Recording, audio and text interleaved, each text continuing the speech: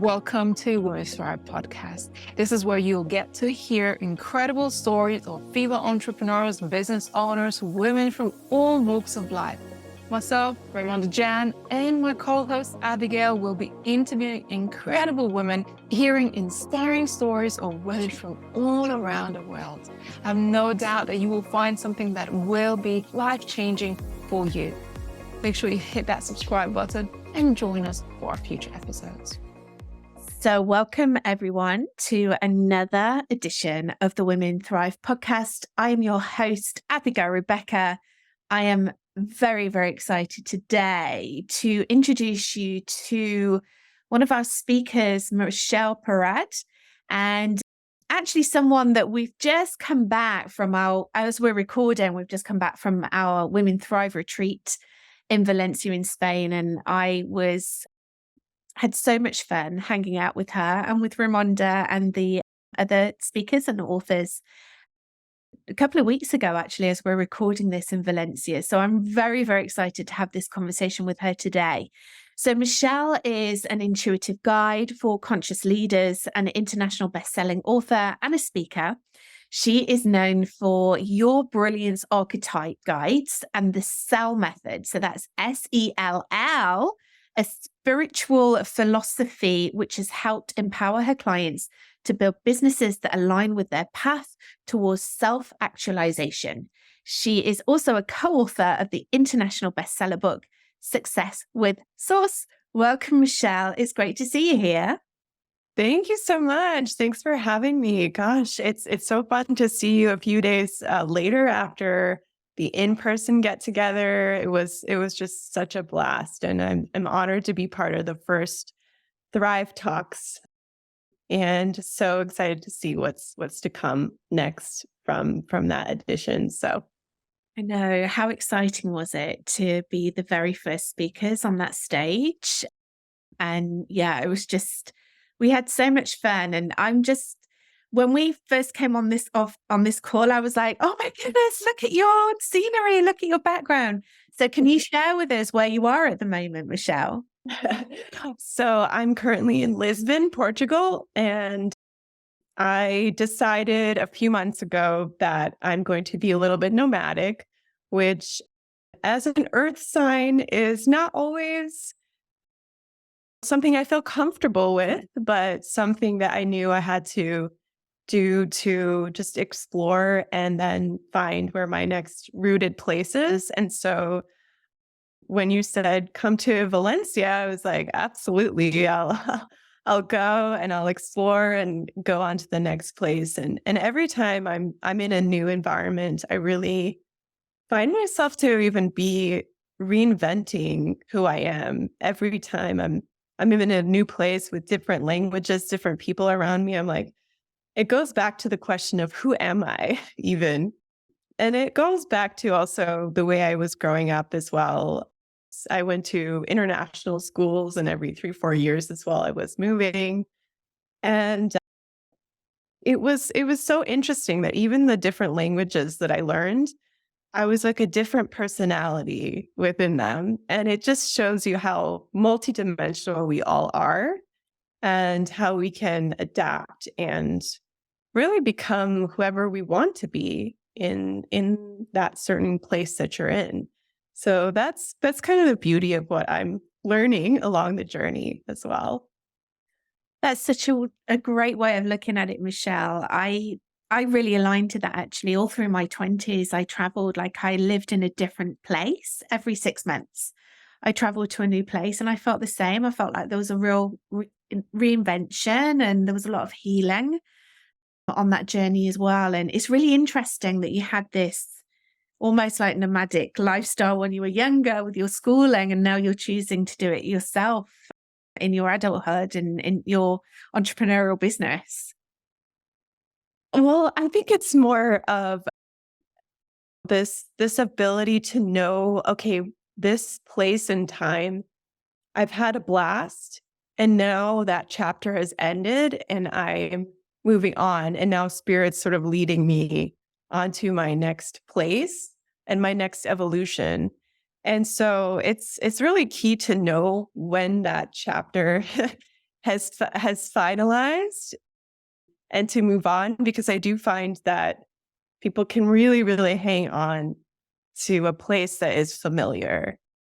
You've established certain relationships, which hair salon to go to, things like that, that are just make your life more comfortable.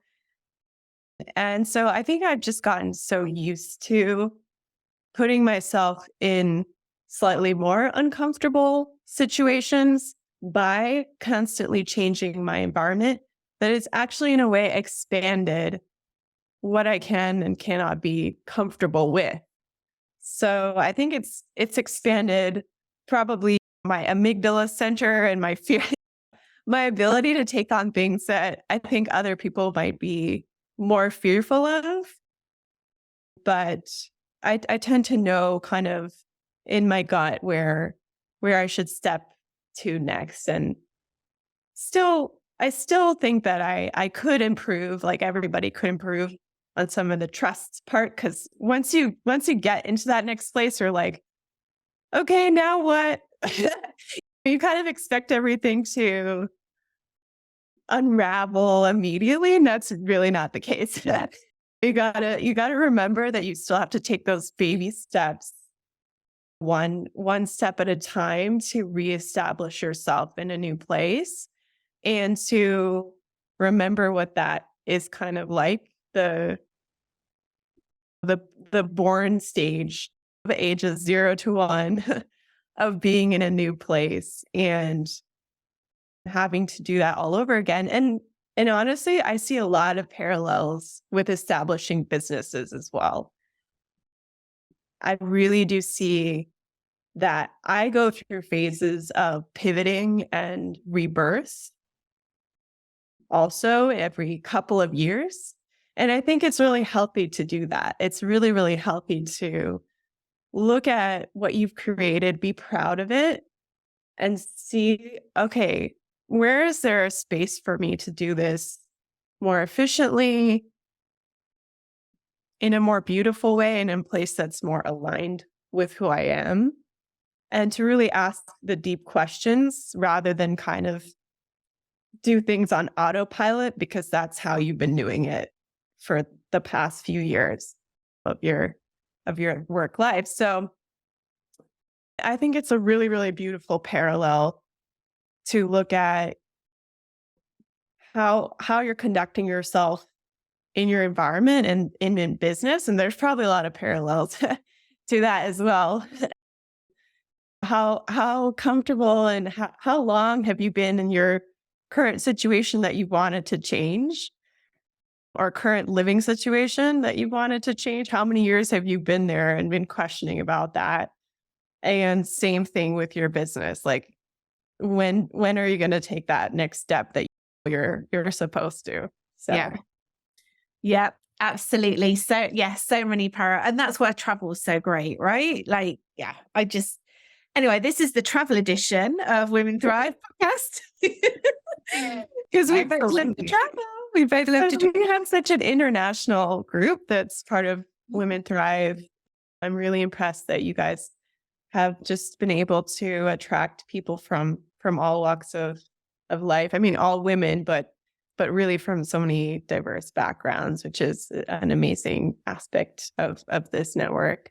Yeah, because we learn from one another, and it's so important to take on ideas and opinions and different point of view from women all over the world, from different cultures, ethnicities, backgrounds, countries. Just beautiful. And also incredible women like yourself. You're traveling and experiencing life and running your business at the same time, which brings me back round to you and what you do in your business. So obviously I introduced you at the top of the show. Would you be able to kind of talk a little bit more about what you do and how you serve your clients, how you help your clients, your purpose and your role and your mission in this world? Yes, absolutely. So the way I work with each individual varies slightly, but ultimately I take a look at what's challenging them. And that might start out with a business challenge. And then we kind of get to the root problem of it, and it kind of originates somewhere else. So it could be childhood trauma, environment, relationships. We really look at their business as a holistic and themselves as from a holistic standpoint. And you can't just put your business in one sphere of your life and not look at the rest of what's really happening. It's the same as when you go to a generalist doctor in a way. You're getting a sense of everything that's happening in your body rather than a specialist who's just looking at your heart, right? Because the heart is connected to other organs and it's all functioning together. So that's kind of how the analogy I like to use. But ultimately, I also help them expand their vision of themselves, because we tend to only imagine what we think is possible for ourselves. And that is based on oftentimes limiting beliefs, or we see what other people have done. And so we aspire to do what they've done, or we have mentors. And so we try to not exactly copy, but kind of do this in the same vein. And so I really encourage people to go beyond what's even here in this physical plane and imagine something that hasn't yet been created. And so that's difficult to do because it's hard to grapple. It's hard to look around and be like, how do I adapt something from somewhere? And it's not. And so that's where real true innovation can stem from, is when you can identify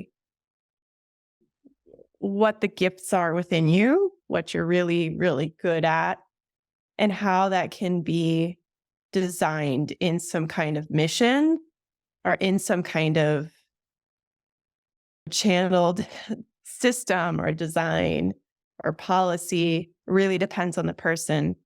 That is ultimately going to help us evolve, help us develop a more conscious society, and change the way we're doing things, because there's a lot of things that needs fixing. And so I tend to try to help gear people towards an impactful business, while of course still making money while they're doing it. And so yeah, there's a spiritual process that comes into play to help expand someone's view of themselves. And oftentimes we also take on roles that we're not meant to play. And again, that just comes out of habit, because we were trained in it.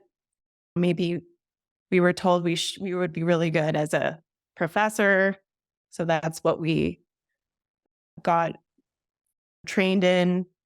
And then somewhere down the line, we're like, actually, I don't know if this is really what I am meant to be doing. And so we never necessarily have to base what we're doing on next on what we did in the past or how we presented ourselves in the past. I'm sure that we have reasons we took on specific jobs and got certain skill sets from that, but there's always a possibility to reinvent ourselves. And I think society tries to limit us because there's these job descriptions that are like, okay, we need, let's say, a marketing director, and the description is always 10 years of experience doing exactly that, right? So it's one of those things where society tries to entrain us that we have to have the experience in order to be good at something. But and there's obviously skill set plays a part in some roles, but I would argue that we can learn just about anything that we want to learn. And anything you set our mind on, it's miraculous what can transpire for us. And the resources and the information that we need is all available and possible for us. And so I've proved that to myself over and again because I've also taken on several different jobs and different experiences. And every time people are baffled, like I didn't academically, I was studying public policy, which has maybe nothing to do with what I'm doing now. Of course, at that time, I wanted to save the world and develop environmental policies and health policies. And then I looked around at the system and in which I would be in the government system and decided that wasn't the environment for me through which I could make a difference. But again, I didn't have to follow the path of what I had studied. And I proved time again that I was able to acquire whatever skills I needed to adapt to a new environment. So if that's the case, why not choose the perfect subset of role that you want to play? So that's kind of where the magic begins, because a lot of the time people don't know what they even want. And so it's a process of uncovering that through a magical conversation and through inviting in the universe and through a process of unveiling ourselves. Great. I love your work. It's very powerful. And I love when you talk about that people will come to you because something physically is manifesting in their world that presents as a problem, but actually there's something else, right? There's always something. There's always something. It's always showing us something and some kind of pathway to transformation. And your work very aligned to spirit and law of attraction and working with your clients in that way. One of the things that actually you talk about in your bio are the archetype guides. I'd really love to know a little bit more about that. I'm very intrigued to find out more. Yes, absolutely. So we have archetypes all around us. We even have to this day kings and queens, surprisingly, right? That's a type of archetype. And we need them to aspire to something that's greater than us, but ultimately that we can move into and embody. And so there are many different types of archetypes, but the ones that I in particular brought together, there's 12 of them. It's called the brilliance archetypes, and they're really focused on what role we should be playing. And that's really to help people to see where they may have a little bit of a mismatch between the role they currently are in and the one they really should be in, or the one that's most soul aligned. And so it's a bit of an energetic process taking a quiz to find your archetype. And then I have a bit of a description on what the shadow side of it is, but also what the benefits are. And because everything is yin and yang together. But I do really find that it helps people to start to visualize themselves as this greater than, higher self type of person. And the more they can see themselves as that, and the more they can go in the world and act as their archetype,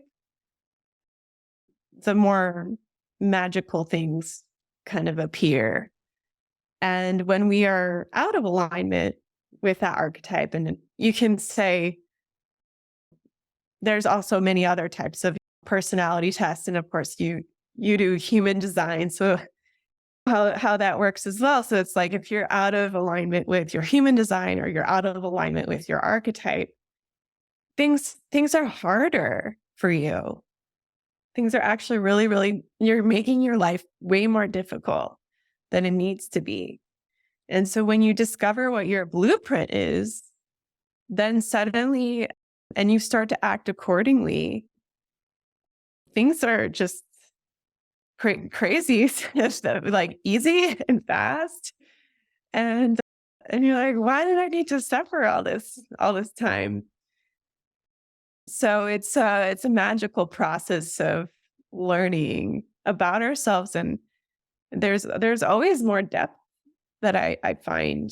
The more I learn, the more I don't know, and the more there is to uncover. So I think we're all super, super intriguing people. So I love these systems that we have available to us that really help us to give that blueprint, that guidance, right? And it's not about putting ourselves into a box. It's about opening ourselves up to other opportunities. You mentioned their human design. Obviously, I'm a huge fan. It's what I do. And with your archetypes, what's your archetype, by the way? I'm really interested now to hear about yours.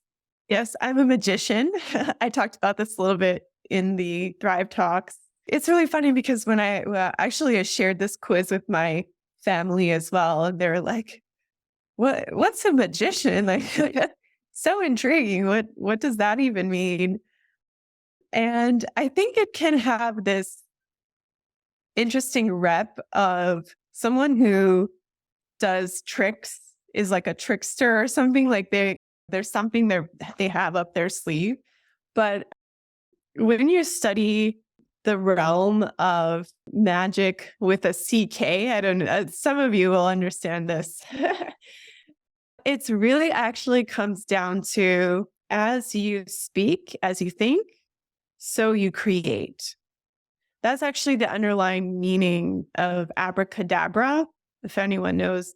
So that's like in Hebrew, abracadabra that's exactly what it means, is to create through your words and through your thoughts. And so that's what I'm really good at, and either to my benefit or to my detriment. Again, we're going back to the good and bad, because I can manifest things very quickly and easily.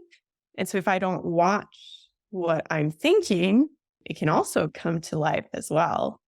With great power, right? You have to, comes responsibility, as they say. But, until I understood how to use these specific powers, I created chaos for myself.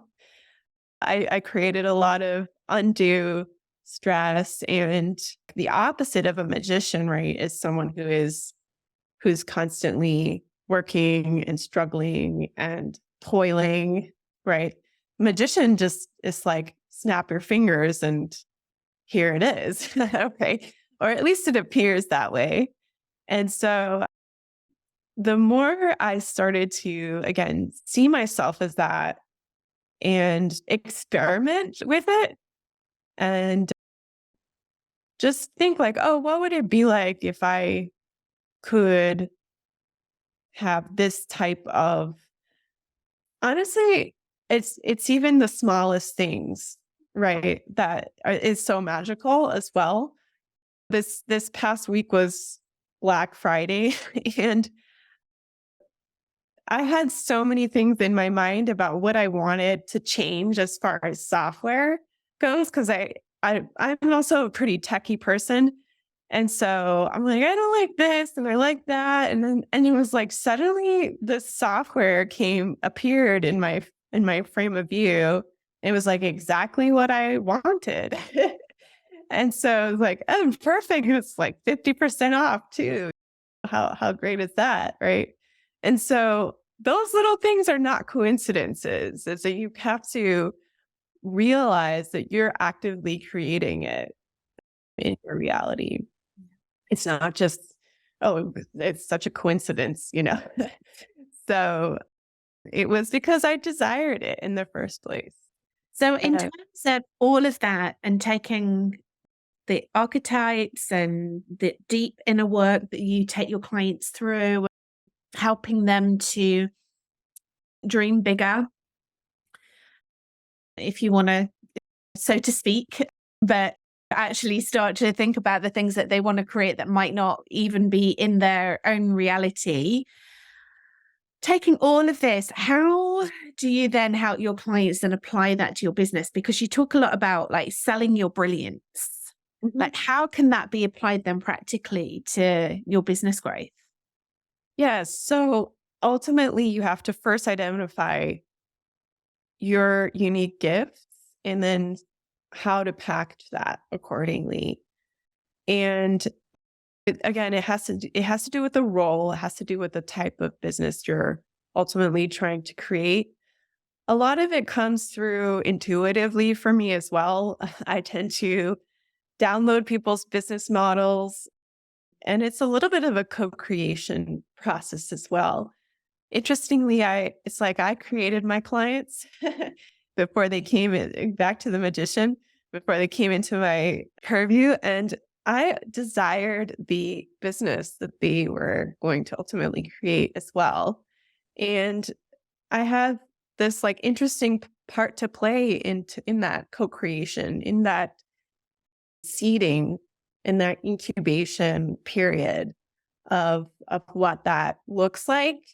It's a very interesting process of looking at what's the intersection of your gifts and what is the market really wanting as well, because that's another aspect of, is everybody ready for what you have to offer? And maybe there's like baby steps you need to take before you unveil the big vision.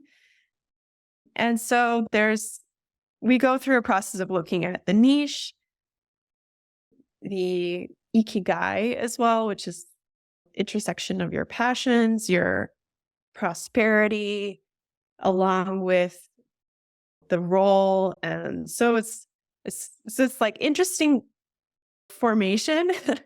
And then it starts like, at first there's a little bit of information everywhere, and then it starts to come into form. I want to call it as like, there's like the feminine chaos part in the first few weeks of how we're designing it. And it's not clear at first. And suddenly it's like, oh my gosh, it's this aha as we get through and unraveling the information. And there's information that we take about the person and their journey as well. That's a very, very big part of what they're here to do as well. Not to discount everything that somebody's been through. So it's really detective work. It's bringing it all together. It's summarizing it all together. And at the end, it's like this nice bow tie where there's a business model in place. There's the messaging in place, or the core messaging at least. And we also look into, okay, what are some of the first few communication channels you might want to go through? For some people, that's through other people's audiences or through certain partners. For others, it could be affiliate marketing. I mean, there's so many different realms within the marketing space, but it's really important to navigate which ones to start with because we can get very overwhelmed, I would say, with all the different choices we have out there. And so there's a very specific map to take, especially for the nature of the business, as well as what the founder is good at, right? So if they're not into public speaking, maybe that's not the first channel that they'll start with. We can, down the line, of course, they can get there if they desire to. But there's so many different ways that people can market themselves. I mean, I had a previous company I worked for. I mean, they only did SEO. The founder was like nowhere to be found, and they were super successful. So it really, really depends on the person's configuration. And I like to call it a founder market fit. Founder market fit. I love it. Fantastic. Thank you so much for sharing your wisdom with us today, Michele. Also, the archetypes as well. Really interesting stuff. We'll make sure that we put the link below so that people can find out from that. So if you're watching or listening and you're like, oh, what's my archetype? You can click on the link below and you can go and check it out. Michele, if anyone wanted to find you, where's the best places to find you? So on my website, micheleparad.com, I've got a ton of resources on there. Besides the quiz, there's masterclass, many other goodies, and I invite you into my world and to see what's there. Instagram as well, same Michele.Parad. You can find me there or on LinkedIn as well. So fantastic. And what are you most looking forward to about speaking on the Women Thrive stage? Ooh, I think this will be a really great opportunity for me to workshop the ultimate idea of cellular brilliance in a longer format. Of course, I've had many podcast conversations and many short form workshops that I've done, but this is a really great way to go a little bit more in depth into helping people get a sense of the type of work that I do. So yeah, I'm really excited to be able to share my magic and on such an amazing platform as well. Yeah. So it's gonna be awesome. We're so excited. And I was going to say, we've already had you as a speaker on our Thrive Talks, and now you're going to be speaking on the Women Thrive Summit. And of course, our monthly showcases as well. We see you on there. So yeah, we get to see lots of you, which is always a good thing. Well, thank you for the opportunity. It's been awesome. Thank you, Michele. Thank you so much for coming on to the podcast today. And thank you everyone for watching. We'd love your feedback. We'd love to know what your archetype is. Get in touch and let us know. You can either contact us here at Women Thrive and contact Michele directly. And if you have any questions for Michele, please reach out. And of course, be sure to visit her website and also follow her on social media. She's one of our incredible Women Thrive Summit speakers. We're very, very proud of our speakers. We go through a selection process like no other.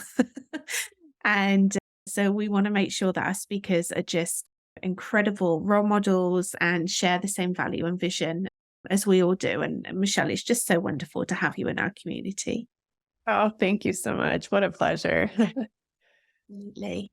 Thank you so much, everyone, for watching. Thank you for listening. And we will see you again on our next episode of the Women Thrive Summit. Take care. Thank you for tuning in to Women Thrive podcast. If you found today's episode empowering and inspiring, be sure to subscribe and follow us. Better yet, leave a review and share it with others. We're committed to bringing you more stories that will empower and inspire you on your own journey. Until next time, keep listening, keep learning, and keep pursuing your dreams.